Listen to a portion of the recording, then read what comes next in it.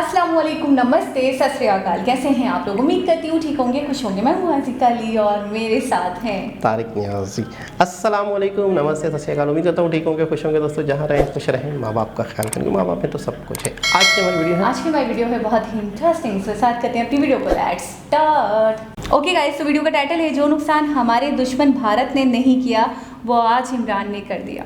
So start करते हैं video. जिस शख्स के लिए सालों साल हमने ये समझा कि ये पाकिस्तान का सेवियर है, एक्चुअली उस शख्स ने आके आज पाकिस्तान के साथ वो खिलवाड़ कर दिया कि जो पाकिस्तान का बदतरीन दुश्मन नहीं कर सका। सारे जो आइन की निगाहबां हैं, क्या हम उनको दावत दे रहे हैं कि आ जाओ भाई, इमरजेंसी लगाओ, आ जाओ भाई, मार्शल लगाओ? क्योंकि असेंबली के अंदर ये लग चुका है। इस वक्त इमरान खान गैर आईनी हुक्मरान है। This is the martial. लेकिन जब उन्होंने देखा कि 196 अराकीन अपोजिशन के पास थे, सोचिए 200 के करीब अराकीन थे, 172 चाहिए था अपोजिशन को, तो ये वज़ीर आज़म नहीं फेस कर सके। वज़ीर आज़म भागे, पार्लियामेंट से भागे, आइन से भागे। देखिए, हुकूमत नहीं है इस वक्त आईनी तौर पे हुकूमत नहीं है, हुकूमत डिसॉल्व हो चुकी है। आर्टिकल 6 का फंदा तैयार कर लिया गया है और 5 गर्दनें ऐसी हैं जिनके ऊपर आर्टिकल 6 का फंदा डालने का मुकम्मल तौर पर प्लान है। विकटें उन्होंने दबाई अपनी बगल में और वो भाग लिए। इसकी वजह यह है कि उनको ये ख़तरा था कि आज तो वो हारने लगे। तो इससे पहले कि उनकी हार होती, उनको डिफीट होती, उनको शिकस्त होती, उन्होंने मैदान छोड़ के वो भाग गए। अब ये स्पीकर कैसे कह सकता है कि आधे मेंबरान जो है वो गद्दार है? ये तो रूलिंग ये दी गई है कि आधे से ज्यादा मेंबरान गद्दार है, वो अमेरिकी एजेंडे पे काम कर रहे हैं। स्पीकर के पास क्या अथॉरिटी है? ये कॉन्स्टिट्यूशन को एब्रोगेट किया और कॉन्स्टिट्यूशन को एब्रोगेट करने की सजा जो है वो मौत है। वो ट्रम्प कार्ड ये था। This is unbelievable. नमस्ते दोस्तों, जय हिंद। हिंदुस्तान स्पेशल में आपका स्वागत है दोस्तों। जैसा कि दोस्तों आपने क्लिप में देखा, पाकिस्तान में इस वक्त चारों तरफ अफरा तफरी का माहौल है। इमरान खान के संसद भंग करने के साथ ही पाकिस्तान मीडिया इमरान खान पर टूट पड़ा। किसी ने इमरान खान को डरपोक भाग गया चला हुआ कारतूस, और किसी ने इमरान खान को चुल्लू भर पानी में डूब मरने की सलाह दी। पूरा पाकिस्तानी मीडिया दिन भर ये चर्चा कर रहा है कि इमरान खान ने जो कुछ किया वह असंवैधानिक है।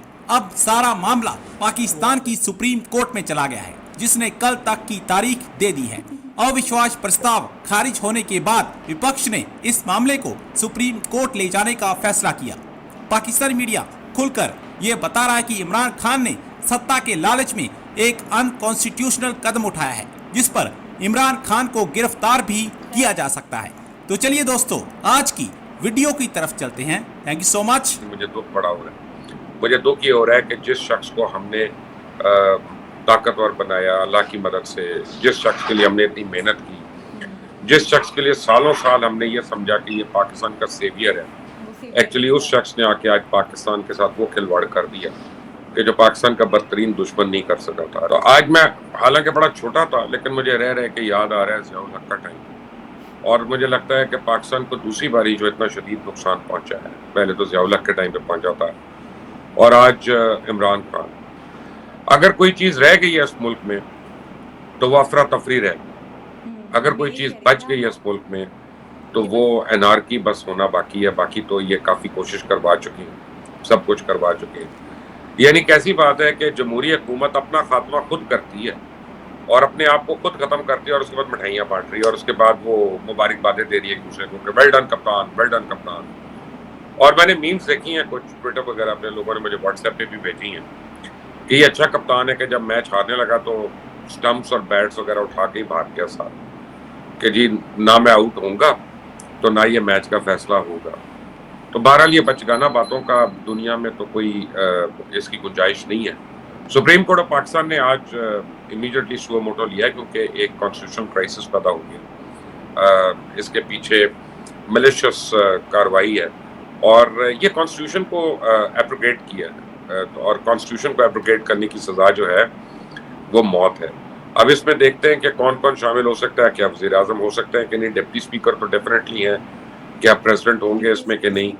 क्या इसमें फवाद चौधरी जिन्होंने वो रेजोल्यूशन पेश किया वो उसमें शामिल होते हैं कि नहीं होते? तमाम इदारे जो आइन के तहत काम कर रहे हैं, आइन तो अब रहा नहीं है, अब ये इदारे क्या करेंगे, क्या कर रहे हैं, ये फैसला करना इन इदारों का काम है, जिनकी जिम्मेदारी है कि वो आइन की निगहबानी करें और आइन को बचाएं। जो असम्बली है उसकी स्पीकर की कुर्सी पर बैठा हुआ शख्स दो ऐलान करता है कि मैंने आज सुप्रीम कोर्ट को ख़त्म कर दिया और मैंने पाकिस्तान के मुसल्लह अफवाज को ख़त्म कर दिया, तो क्या होगा मुझे ये बताएं। वो हाउस पर कहता है, और ये उससे मिलता जुलता काम किया है। आज से जो कुछ भी हुआ है उससे मिलता जुलता काम हुआ है। ऐसा ही काम हुआ है इस वक्त जो हुआ है इस वक्त आइन की रूह को नहीं, आइन को उसको एब्रोगेट कर दिया गया, उसको सबवर्ट कर दिया गया और उसको अबाइंस में रख दिया गया है। अब इस सूरत हाल में आईनी इदारे क्या करते हैं, ये अपनी बका के लिए छोटा सा मैं कर दूं, जो हम सुबह से बात कर रहे हैं, लगारी साहब ने आके एक नया चैप्टर खोला है। हम क्या इस वक्त ये तशरीह जो लगारी साहब ने की है, वो इदारे जो आइन के निगाहबान हैं, क्या हम उनको दावत दे रहे हैं कि आ जाओ भाई इमरजेंसी लगाओ, आ जाओ भाई मार्शल्ला लगाओ, क्योंकि असेंबली के अंदर मार्शल्ला लग चुका है। इस वक्त इमरान खान गैर आईनी हुक्मरान है, दिस इज द मार्शल्ला। सर ये अरे पार्लियामेंट के अंदर और बहुत सारे कानूनदान ने ये बात की है कि जो पार्लियामेंट के अंदर हो गया उसे सुप्रीम कोर्ट में कोई चैलेंज नहीं किया जा सकता। Imran Khan is not ruler, he is not the Imran Khan से ये जो तशरीह है ना कि इसको किसी सुप्रीम कोर्ट में चैलेंज नहीं किया जा सकता, ये गलत है। कोई प्रोसीजरल चीज हो तो उसको तो नहीं किया जा सकता। अब ये स्पीकर कैसे कह सकता है कि आधे मेंबरान जो है वो गद्दार है। ये तो रूलिंग ये दी गई है कि आधे से ज्यादा मेंबरान गद्दार है, वो अमेरिकी एजेंडे पे काम कर रहे हैं। स्पीकर के पास क्या अथॉरिटी है? बार बार हम नेशनल सिक्योरिटी काउंसिल की मीटिंग को कोट करते हैं, वहां पर किसी ने अपोजिशन को गद्दार नहीं कहा, वहां पर किसी ने नहीं ये कहा कि अपोजिशन जो है वो अमेरिकन के साथ मिली हुई है। प्राइम मिनिस्टर ने एक लेटर लिखा, फॉरेन मिनिस्टर था, उन्होंने उसको एंडोर्स किया कि जनाब ठीक है, उसका उन्होंने सोल्यूशन दे दिया कि आप उस पर जाके उनसे एहतजाज कर ले। यहाँ पर उसका मैंडेट खत्म हो गया। इसका मतलब ये नहीं है कि अपोजिशन ने पैसे खाए हैं या अमेरिका ने पैसे दिए हैं। ये आपकी अपनी अजम्पशन तो हो सकती है, लेकिन नेशनल सिक्योरिटी काउंसिल के अलामिये में ये कोई चीज नहीं थी। ये है कि आर्टिकल 6 का फंदा तैयार कर लिया गया है और 5 गर्दनें ऐसी हैं जिनके ऊपर आर्टिकल 6 का फंदा डालने का मुकम्मल तौर पर प्लान है। वो तमाम लोग, वो तमाम सियासतदान, वो तमाम शख्सियात जो इमरान खान साहब को बार बार भुट्टो बनने का मशवरा दे रही थी, आखिरकार उन्होंने उस ट्रैक पे उनको चढ़ा दिया जहां पर अब वो जाएंगे एक ऐसे इकदाम के ज़रिए, एक ऐसे तरीक़ेकार के ज़रिए, एक ऐसे इल्ज़ाम के तहत जो कुछ ज़्यादा नहीं है, और वो मामला यकीनी तौर पर संगीन गद्दारी का मुकदमा। अपोजिशन की तमाम बड़ी क़यादत, जिसमें पाकिस्तान पीपल्स पार्टी, पाकिस्तान मुस्लिम लीग नून, जमीयत उलमा इस्लाम, सुप्रीम कोर्ट बार एसोसिएशन और दीगर तमाम तंजीमें, उनकी तरफ से ये वाज़े और दो टोक मुतालबा सामने आया है कि इमरान खान साहब के ख़िलाफ़, सदर ममलिकत आरिफ अलवी साहब के ख़िलाफ़, speaker national assembly Asad Qaiser के ख़िलाफ़, डिप्टी स्पीकर कासिम खान सूरी के ख़िलाफ़ और minister for information and law जनाब फवाद चौधरी साहब के ख़िलाफ़ संगीन गद्दारी का आर्टिकल 6 का मुकदमा कायम किया जाए। क्योंकि जिस तरीके से आज होने वाली तहरीक अदम एतमाद की कार्रवाई को डेलिबरेटली जानबूझकर उसको सबूताज करने की कोशिश की गई, सिर्फ एक शख्स की अना को तकवीयत देने के लिए, सिर्फ इस वजह से कि इमरान खान साहब की ज़िद के आगे पूरा का पूरा जो हमारा आइनी ढांचा है उसको कुर्बान करने के लिए, तो ये एक ऐसा अमल था जिसके ऊपर जो तशवीश है वो पाई जाती है, ना सिर्फ पार्लियामान के अंदर बल्कि जुडिशरी के अंदर भी, बल्कि इस्टेब्लिशमेंट के अंदर भी। जी जनाब, अब जो मुझे पूरा केस अच्छे से शीशे की तरह शफाफ, बिल्कुल शफाफ बोल रही हूँ, नज़र आ रहा है, वो ये कि मैंने आपको थोड़े दिनों पहले एक वीडियो में बोला भी था कि इनको बार बार रिजेम्बलेंस दी जा रही है, इनको कहा जा रहा है कि बिल्कुल जुल्फ़िकार अली भुट्टो की तरह है, वैसे ही इनके साथ हो रहा है, जो उनके साथ साजिश हुई थी वही कॉन्स्पायरेसीज इनके साथ भी हो रही हैं। तो अब ये मुझे समझ में आ रहा है कि इनके ऊपर आर्टिकल 6 के तहत मुकदमा चलेगा, और वो जो आज हमने सुना भी था कि आज या कल में हमने सुना था कि हेयरिंग है, और फिर जो 5 अफराद हैं जिसमें डिप्टी स्पीकर भी हैं, ये खुद भी हैं, लॉज के जो मिनिस्टर हैं वो भी हैं फवाद चौधरी, और 2 पर्सनैलिटीज़ और हैं। उन 5 के सदर भी हैं, सदर मुमलिकत है ना आरिफ अलवी, उन 5 के खिलाफ मुकदमा चलेगा प्रॉपर, और यानी कि इसकी इस आर्टिकल के तहत ये सज़ा है कि सज़ाए मौत इसकी भी पनिशमेंट हो सकती है। अच्छा, अब मेरी बात सुने, पहले तो सबसे पहले तो बात को समझें कि दोनों तरफ से इल्ज़ामात हो रहे हैं अभी ये वाला जो है ना कि आर्टिकल 6 के उन्होंने, केस वाला तो हमने सुन लिया ना अदालत में हेयरिंग के। नहीं, अदालत में ये कि ये वाकई ही ये जो आइन शिकनी हुई है ना, ये हुई भी है या नहीं, हाँ, अगर हुई है तो फिर केस चलेगा, तो फिर उसकी सज़ा punishment वगैरह जो भी होगी। हैं। अभी दोनों तरफ से हो रहा है मामला। अभी दोनों तरफ से ये है कि इस तरफ से कहा जा रहा है कि आर्टिकल 5 की शिकनी हुई है, मुल्क की गद्दारी और बैरूनी फंडिंग, अमेरिका का ये सारा मामला, और वो कह रहे हैं आर्टिकल 6, वो कह रहे हैं कि इन्होंने किया आर्टिकल 6 की। तो दोनों ही एक अदालत में है। अच्छा, एक मिनट, अभी फैसला अभी ये नहीं हुआ कि किसी की तरफ से नहीं हुआ। मैं आप मेरी बात समझें, मैं ये कह रही हूँ कि कॉन्स्टिट्यूशन तो तोड़ा ना इन्होंने, खैर आईनी हरकत करी है, यही बात अभी वाज़ेह नहीं हुई है, क्लियर नहीं हुई ये बात क्लियर नहीं है कि देखें मेरी बात सुने तो, लेकिन तोड़ा तो है ना, वो तो पूरे मुल्क ने पूरी देखा। बात सुने ना। देखें, सबसे पहले तो ये चीज़ है कि एक करारदाद आती है, समझो जितने भी स्पीकर्स हैं, जितने भी पार्लियामेंट में हैं, उन्होंने एक करारदाद पेश कर ली कि हम आपके साथ नहीं हैं।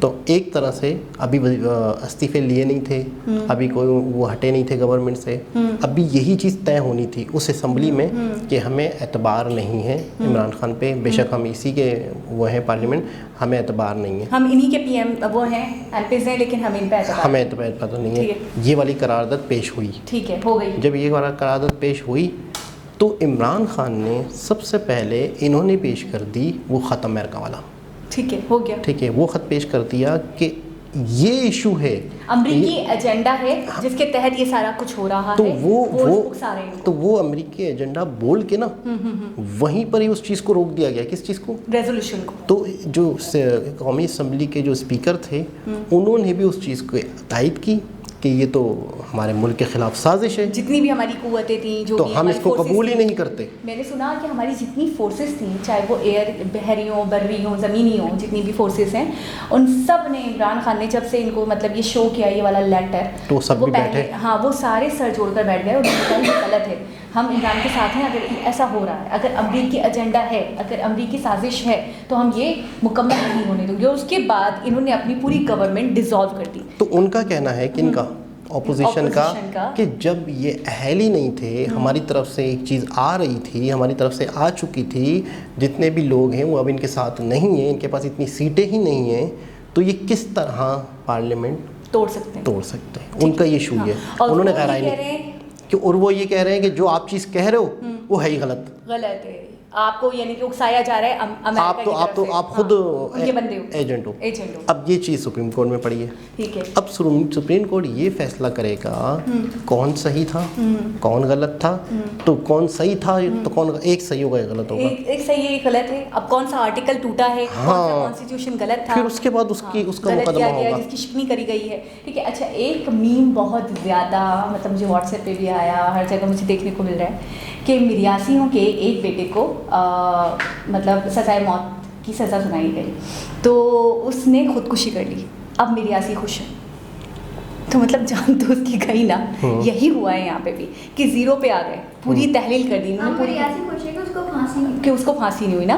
तो मैं ये कह रही हूँ कि इन्होंने भी यही बेवकूफ़ी की, वो भी यही कह रहे थे कि आप सीट छोड़ो, ठीक है, आप पीएम नहीं हो, ठीक है, आपकी जगह किसी और को लाएंगे, और ये कह रहे थे कि मैं सीट नहीं छोड़ूंगा। लेकिन जब इन्होंने तहलील करी, पूरी असेंबली तोड़ कर रख दी, तो तब तो आप भी ज़ीरो हो गए और सारे एमपीज भी ज़ीरो हो गए। थोड़ा सा फ़र्क है क्या कि अगर इनकी तरफ से टूटती अपोजिशन की तरफ से तो वो उतारा जाता और फिर अपोजिशन एक जमात बना सकती थी और उस जमात का अपना पीएम खड़ा कर सकती थी, ठीक है ना।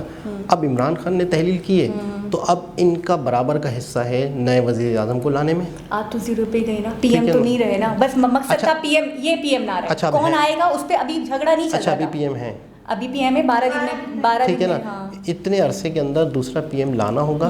पीएम का जो ऑफिस होता है, पीएम की जो सीट होती है, वो कभी खाली नहीं रह सकती 1 घंटे के लिए भी नहीं, टेम्परेरी तौर पे भी आते हैं ना। हाँ, टेम्परेरी तौर पे भी अगर कहीं पे भी कोई है तो उसके अगेंस्ट कोई ना कोई मौजूद होता है।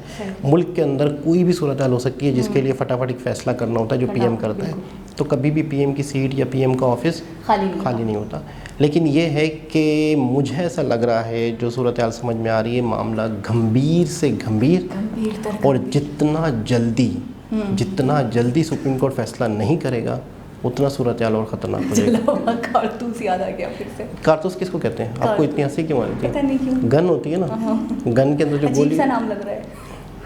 चलो, अच्छा जिसने नाम रखा है उससे ऑटोग्राफ लेने का दिल कर रहा है। मैं ये कह रहा हूँ, जली हुई गन। जला हुआ कारतूस उसे कहते हैं नाकारा इंसान, नाकारा इंसान, यानी कि बेकार। कारतूस है वो जल गया। बेकार, बेकार ना, बेकार। खैर बहरहाल बहुत अच्छा नाम दिया जिसने। मैं पूरी रात हंसती रहूँगी ये सोच के। मेरी नींद खराब नहीं करना।